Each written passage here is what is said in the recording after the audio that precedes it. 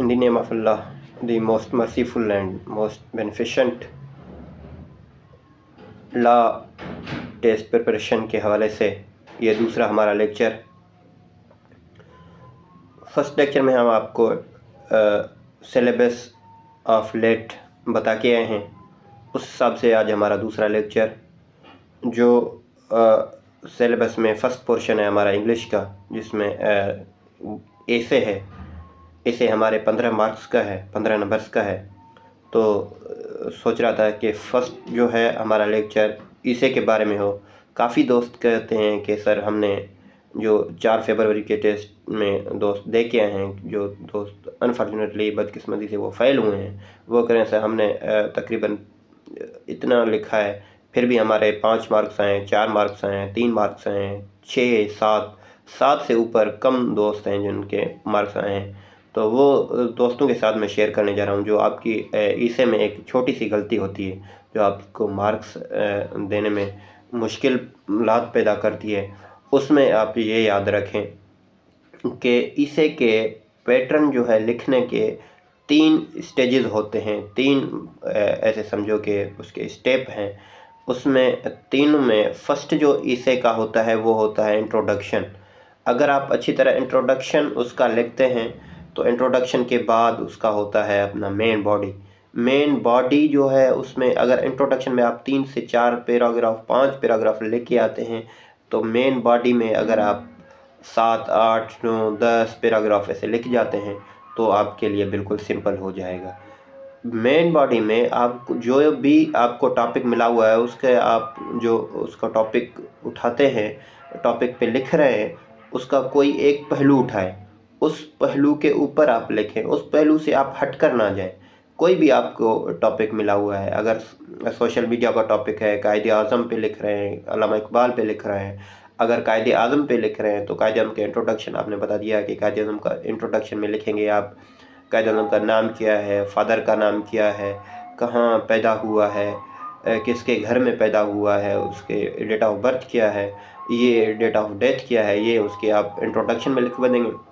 जब आपको एक बात याद रखें, जब आप मेन बॉडी में आएंगे, मेन आपका जो पोर्शन है अपने इसे का वो है आपका अपना मेन बॉडी।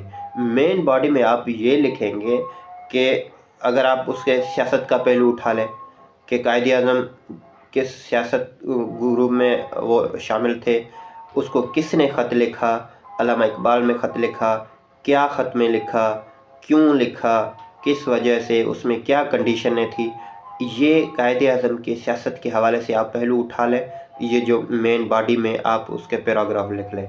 अगर कायदे आज़म सियासत पे आप लिख रहे हैं या उसकी तालीम पे लिखें, कहाँ उसने तालीम हासिल की, कितने सालों में तालीम हासिल की, क्या तालीम हासिल की, क्या तालीम में उसको मुश्किल तकलीफ़ें पेश आई, कहाँ विलायत वकालत की डिग्री पास की, तो ये उसके जो मेन बॉडी में सेकंड पैराग्राफ है आप उसमें लिख सकते हैं। लेकिन ये बात याद रखें, जो भी पहलू मौजू का पहलू उठाए उससे हट कर ना जाए। ये बात याद रखें, जो चेक करने वाला होता है वो ये चेक करता है कि अगर आप कायदे आज़म की सियासत पे लिख रहे हैं, उसके अल्लामा इकबाल के तालीम पे लिख रहे हैं, जो भी आपको टॉपिक है उसके ऊपर लिख रहे हैं, तो आप उसके ऊपर ही लिखना है। उससे हट कर जाओगे तो वो जो आपके मार्क्स हैं वो ऐसे ही आएंगे जैसे आप बोल रहे हैं। तो ये हो गया मेन बॉडी। उसके बाद जो है कंक्लूजन फाइनल डिसीजन होता है। फिर एक ऐसे समझो आप एक राय भी होती है। अगर आपको एक सोशल मीडिया के ऊपर आप एक अपना जो है इसे लिख रहे हैं, बहुत सी टॉपिक हैं, जो भी टॉपिक पे लिखें, लेकिन एक आप समझे कि सोशल मीडिया के ऊपर टॉपिक लिख रहे हैं, तो सोशल मीडिया आपको कहता है कि आप जो वीडियोस हैं, जो खबरें हैं, जो आपके पास रिपोर्ट्स हैं, आप वो हमारे सोशल मीडिया पर शेयर कर सकते हैं, लेकिन तहकीक करके शेयर करें। कोई झूठी अफवाह, कोई खबरें नहीं चलाएं। सोशल मीडिया के जो अगर मैं टॉपिक पे बात करूं 1-2 मिनट, तो सोशल मीडिया तो ज़बरदस्त एक हमारे लिए फोरम है। देखिए, अगर आपको न्यूज़ चैनल हैं वगैरह हैं, ऐसे कोई दूसरे मीडियाज़ हैं जो आपको नहीं दिखाते ऐसे खबरें, आप इस सोशल मीडिया के थ्रू आपको वो पता चलता है। जैसे कश्मीर के बरबरत का मसला है, फसाद है, झगड़े हैं, फ़लस्तीन में ये मसले चल रहे हैं, वो आपको सोशल मीडिया के थ्रू आपको पता चल जाता है। वैसे आप कहते हैं कि हमने खबरों में तो कुछ नहीं सुना है, लेकिन इधर क्या क्या मसले आपके सामने पेश होते हैं, वीडियोज़ आते रहते हैं, न्यूज़ आते रहते हैं। ये है इसे, ये सिंपल पैटर्न है इसे लिखने का। अगर इस हिसाब से आप लिखेंगे तो आपके 15 से 13 मार्क्स 12 मार्क्स पक्के हैं। ये याद रखें, जो भी टॉपिक मिले पहला उसका इंट्रोडक्शन पोर्शन होता है, बाद में उसकी मेन बॉडी होती है, सेकंड में, थर्ड में उसका जो है कंक्लूजन होती है। कंक्लूजन में ये मैंने जो आपको सोशल मीडिया के लफ्ज़ों में बताया है, ये याद रखिए कि ऐसे समझो वो राय है, वो कहता है कि आपको इजाज़त है आप लिख सकते हैं। ऐसे आप जो भी टॉपिक मिले आप उस पर लिख सकते हैं। अगर दोस्तों को कोई क्वेश्चन हो तो आप कमेंट्स में पूछ सकते हैं।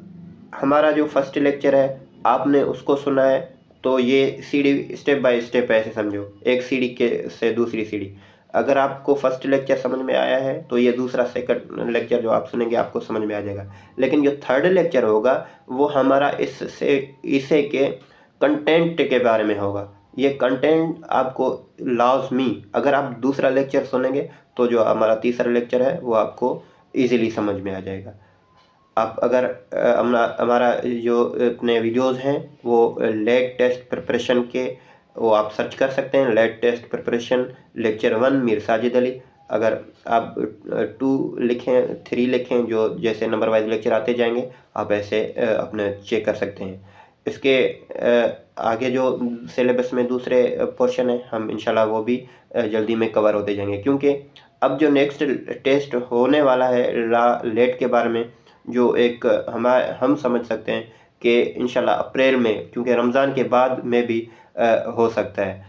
रमज़ान के बाद अप्रैल में नहीं हुआ तो ये जाके मई में डेट कंडक्ट कर सकते हैं HEC वाले। आप अपनी प्रिपरेशन जारी रखें, अपनी तैयारी जारी रखें। इंशाल्लाह हम आपके साथ हैं, आप हमारे साथ रहें। जो भी आपके क्वेश्चन हो आप कमेंट्स में कर सकते हैं। जिस टॉपिक्स के बारे में आप पूछें हम क्वेश्चन करें, हम कोशिश करेंगे आपको मोटिवेट करें। शुक्रिया।